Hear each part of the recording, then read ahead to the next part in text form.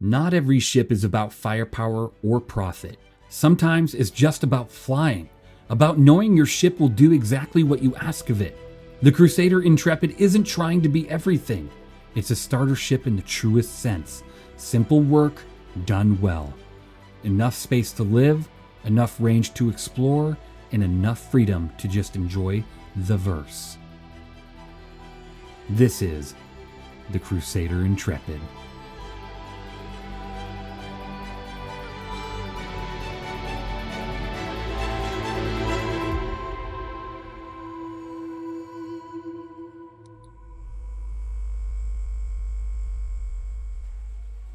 Hello and welcome back to Star Citizen. My name is Evenlease, and today on 10 Minutes More or Less Ship Review, right behind me, the Crusader Intrepid. Let's go ahead and take a look.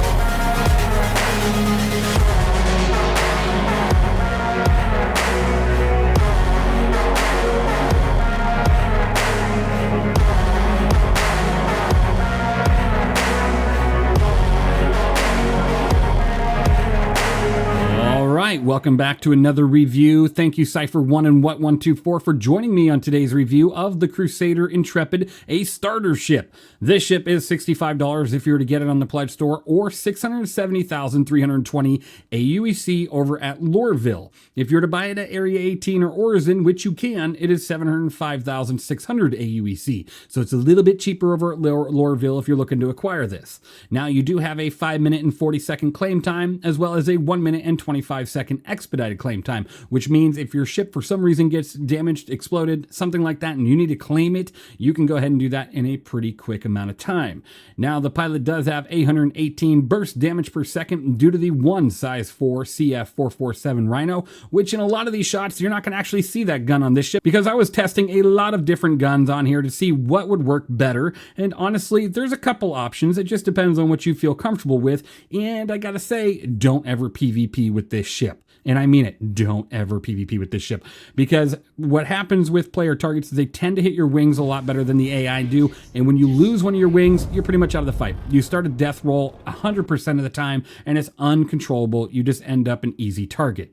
But you can definitely PvE in this ship with no problem, which I'll show you here in just a moment. You also have 2 size 1 Marksman 1 missiles, which you might as well not have any missiles at all, because only having 2 size 1s as a starter ship is a really big bummer. You have the same amount of missiles as a Golem. You have the same amount of missiles as a Golem Ox, and yet this ship is a little bit more advanced than those ships.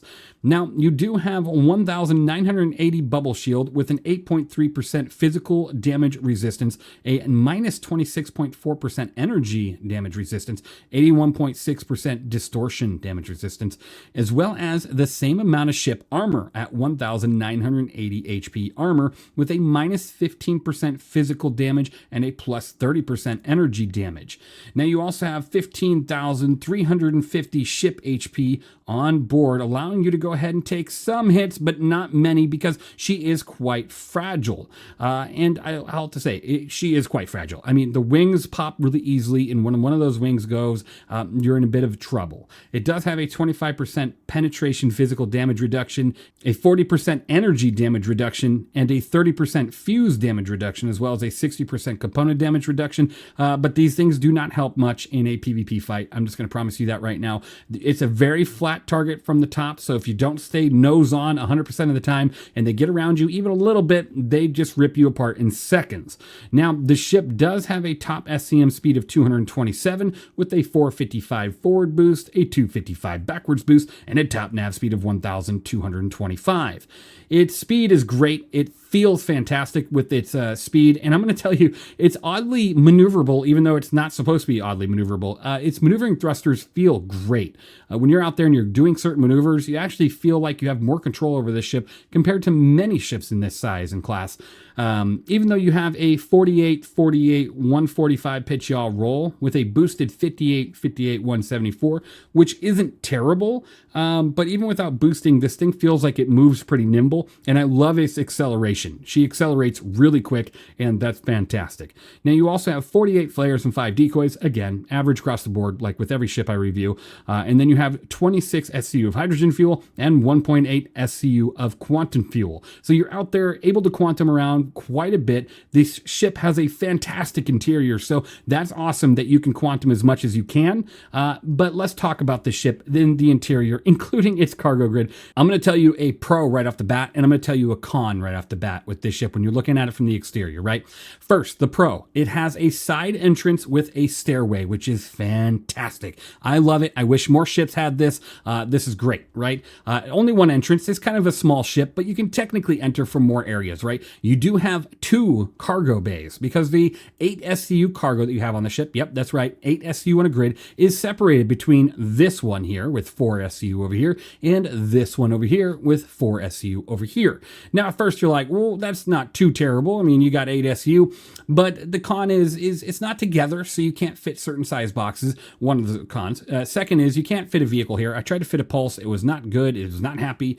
Did not go well. So vehicles are a no-go. And then also, this area is very cramped when you're trying to put a box in. It can actually be quite a difficult thing to do. You're like, oh, well, that was not too bad. But sometimes it's a real struggle to get boxes on here, and that is always a frustration. So it's kind of a hit and miss. I do like that it has 8 SCU of cargo. I don't exactly like the way that they split it apart. Now, let's go ahead and take a look at the interior of this ship. It is fantastic, isn't it? The door right here is the panel, and then right below where the door opens is the fuel port. So you might have to be a little bit careful about loading the fuel when you're, opening and closing doors here. Just don't hit that fuel line, whatever you do. But once you get into the ship, you have a couple options. You turn left to head straight to the cockpit. You have a couple components right here, which I'll show you here in just a second. And then if you make your way through this door, you have your living area, which is quite fantastic. You have a nice little seating area right here. You can sit down and have a meal. You have a kitchen area with a nice fridge and freezer combo. A nice area to make your food, take care of yourself. It is fantastic. And then if you turn around, you have a bed and a nice amount of storage. If you go ahead and hit that, you have 1,500 micro SCU, which is fantastic. It is quite a bit here, allowing you to store a lot. And then you have an armor locker right here, which is really nice. That looks fantastic. And weapons locker, 2 rifles there, 3 handguns or multi-tools can go there. A specialty weapon like a boom tube or a launcher of some sort could go here. And then, of course, you have your nice little area where you can store 1/8 SCU containers. Like when we could do deliveries, you can store them here, or you could just put your own 1/8 SCUs like I have on board, and it's pretty nice little protective area for this. I do love that. Now, we're going to take a look. There's a fire extinguisher, as they say, fire extinguisher. We're going to make our way to the back here, and we have the cargo access areas. It is quite interesting the way they did this to where you can have access to these cargo rooms via these doors here, allowing you to kind of separate the cargo room from your engineering room, because if one of these doors were to rip open when you're in the middle of engineering and you have a pressurized cabin, it's not going to be good for you. You're going to get ripped right on out with you.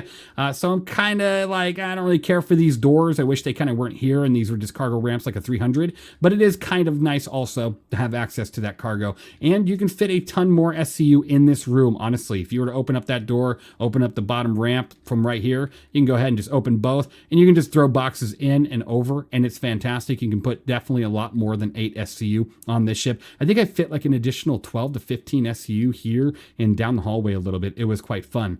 Now, you do have your engineering terminal right here, as well as 90% of your components situated in one sweet spot in Crusader fashion. I have to say, this is a big concern for me, because when you are getting attacked, the biggest thing is the rounds that penetrate are going to do damage to pretty much every component you have when they hit this area, and that's not good. Now, like I said, you have your most important components here. You have your power supply, you have your shield generator, you have your cooler, you have your quantum drive. The radar and life support are over there up the front. Like, let's take a look at the engineering terminal really quick. As you can see, everything is situated in this one area, and that does not look good. I would be very concerned about that, especially if you're being attacked, right? Which obviously in a starter ship, you want to try to avoid combat as much as possible, especially one like this. But with everything there, except for the two components up the front, you definitely have to be a little bit concerned. But I do have to say, this starter ship is a fantastic starter for the beginner in learning engineering, because you do have space to operate, you do have space to take care of fires, you have an engineering terminal, you do have components all in one area, so it's not a real pain running around a ship trying to find everything, which is really nice. But I'm going to go ahead and close this door here and walk down the hallway and show you exactly where those other component areas are. So right over here, your radar, and behind me is a relay station as well as your life support. So we'll close those up and make our way to the pilot seat. It has a pretty fantastic view out of the front of this ship. A lot of people do and don't like the exterior. I think the exterior is beautiful in its own ugly way, just like the Clipper. But here we are. It's a great looking ship. And so let's talk about its stock components really quick before I go off to the PvE footage, before we go off to the sound test, and of course my final score. You do have the size 1 hex civilian grade B shield generator, which again outputted the 1900 HP bubble shield with 180 HP a second regen. It has a self repair of 36.4 seconds with a 20% HP, which I'm just kind of like, nah, we need to get rid of the hex. Absolutely. And then you have the size 1 light blossom civilian grade C power plant with 14 max generation, 170 component health, and a self repair of 41.6 seconds. Also not great. I'd get rid of that as soon as you can. And then you have the size 1 blast chill civilian grade D cooler, 23 cooling generation with 110 component health and self repair of 37.4 seconds. My recommended build, you can get all these components in store instead of having to go and find them out in the world somewhere because they're rarity. But I'm going to go ahead and put my recommended build on screen for you right now, which includes the 7SA Concorde civilian grade A, the Breton industrial grade A power generator, the Jalid civilian grade A, 29 cooling on that one, and the Atlas quantum drive, because it gives you a really good distance without completely tanking your fuel and upping your EM rating all over the place. But I will have to say, I don't pronounce half of those names correct, but you get the point. Is this is a good recommended build, so you don't have to go hunting all over the place for them. You can buy them all in store, and then the weapon choice is completely up to you. You can go with a ballistic size 4 like the Revenant with a slower ammo speed, or you can go with a laser cannon build and hit harder on the shield and then the armor and then rip apart the ship over time, which actually works out in PvE situations, no problem. Or you can stick to the CF447. Honestly, any of them work in PvE, because I would not PvP with this ship. Let's go ahead and take a quick look at the sound test, a couple seconds there, and then the PvE fight, and then I'll give you my score. Engines on.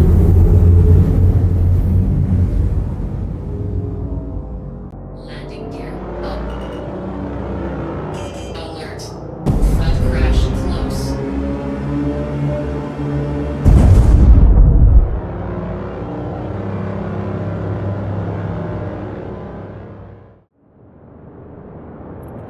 Missile locked.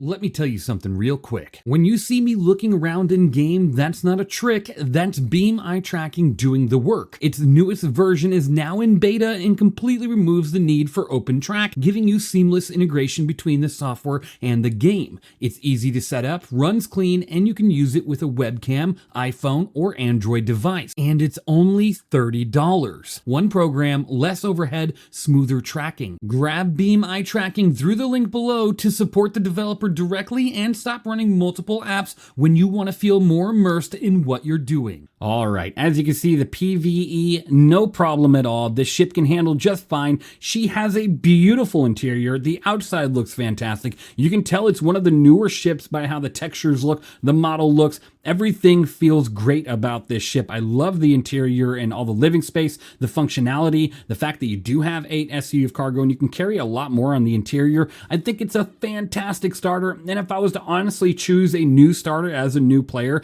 this is probably the one I would go with out of every other one, just with how modernized is it, with the weapons racks, the storage lockers, with the capability of all the seats and beds and bed logging and engineering and everything capable to you in the game and how you can play. This is the ship I would pick. Is it the prettiest and is it the most combat capable? No and no, but it's definitely able to function all other gameplay aspects pretty dang well. It's not like the Avenger Titan where you're more focused on combat and damage output, and that's about all that ship has, right? Because you do have an aUEC cargo grid as well, but it's not modern. It doesn't have weapon rack, it doesn't have storage, it does have bed log, I'll give it that, but it's a ship more focused on that combat role. So if you're looking for that with a little bit of cargo, then go with the Titan, right? But if you want the modernization and the functionality and capability of being able to play more aspects of the game, then this is a fantastic ship for you. So with that, my score is a 76 out of 100.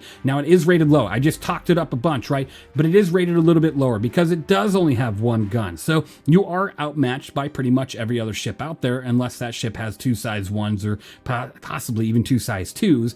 And then your cargo grid split is super annoying. It limits you to a 2 size 2 SU containers or 4 size 1s. And that's kind of a frustrating experience at times, the way that works, especially with how hard it is to load at times. It's not PvP capable at all. She is just kind of like an odd duckling with her looks, her appearance, and but her functionality is there. I mean, honestly, if you're not concerned about PvP or combat, this ship is a much higher score, but that cargo grid is still a bit of a pain in the rear all the way, right? I could see this ship easily between an 80 and 90 in score if you're not worried at all about the combat aspect, the one gun situation, because the functionality and the ability to go out and do bunkers and run around and have a ton of fun at a $65 price tag is there. And she sounds good. She moves fast. Her capability is strong. I love it. I think it's a great ship. Let me know what you think of the Intrepid down in the comments below. Is it a ship that you have flown, like, dislike, why? And thanks for watching. Thanks for being here. Of course, you all are truly amazing, and I'll see you all in the next one. If you're building a new PC, go through longshipindustries.com, a veteran-owned mom-and-pop business that takes pride in every single build. He built my personal rig, which you can actually see featured on the website. The care, warranty, and customer support are top tier. Trust Longship Industries for your next build.